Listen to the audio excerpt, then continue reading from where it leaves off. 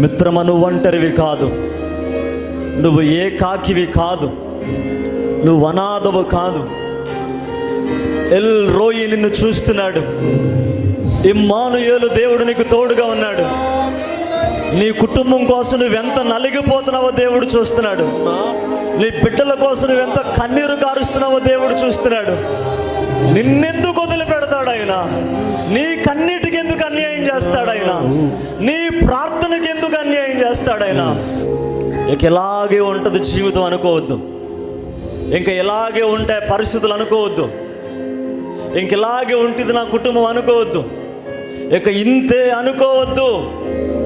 ఒక్క మాటతో సూర్య చంద్ర నక్షత్రాలను కలగజేసిన దేవుడు ఒక్క మాటతో నీ జీవితాన్ని మార్చబోతున్నాడు. నీ గమ్యాన్ని మార్చబోతున్నాడు. నీ భవిష్యత్తును మార్చబోతున్నాడు. మునుపటి వలె మీ పరిస్థితులు ఇక ఉండబోవు.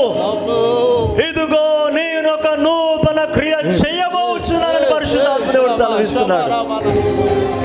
ఏ గుడ్ న్యూస్ కొరకు మీరు ఎదురు చూస్తున్నారో ఆ గుడ్ న్యూస్ వినబోయే సమయము సమీపించింది.